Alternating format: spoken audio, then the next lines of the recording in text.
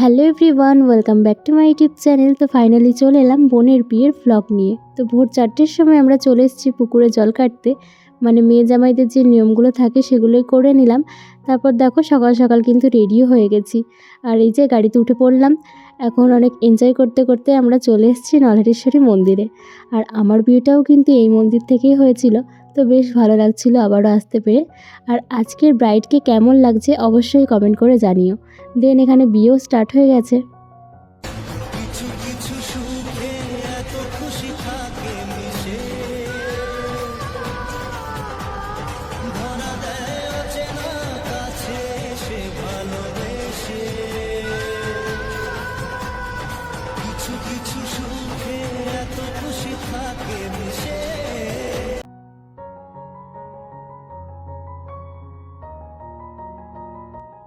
তারপর আমরা সবাই মিলে এখানে বসে একটু টিফিন করে নিচ্ছি। তারপর এখান থেকে বেরিয়ে আবার সোজা মানে ছপকাতে যে অনুষ্ঠান ভবনটা আছে ওখানে খাওয়া দাওয়ার ব্যবস্থা আছে, তো ওখানে যাব। তো এক এক করে এখানে সব গাড়িগুলো বেরিয়ে যাচ্ছে।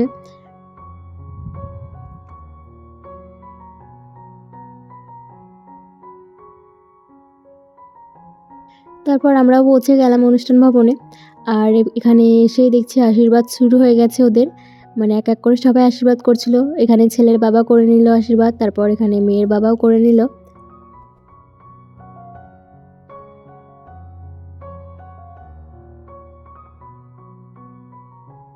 তারপর আমার শ্বশুরবাড়ি থেকেও সবাই চলে এসেছিল, আর আমরা খেতে বসে পড়েছি। তো মেনু কার্ডে কী কী রয়েছে দেখে নাও।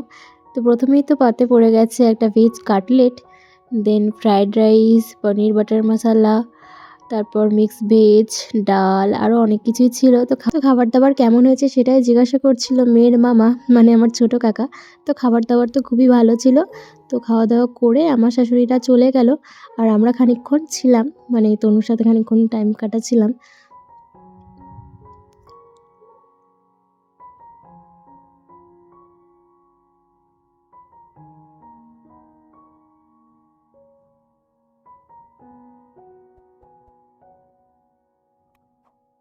আর এটাই সেই মোমেন্ট যেটা সব মেয়েদের জীবনেই আসে।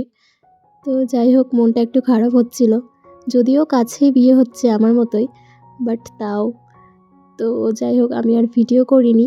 আজকের ব্লগটা এখানেই এন্ড করছি। ভালো লাগলে সাবস্ক্রাইব করো।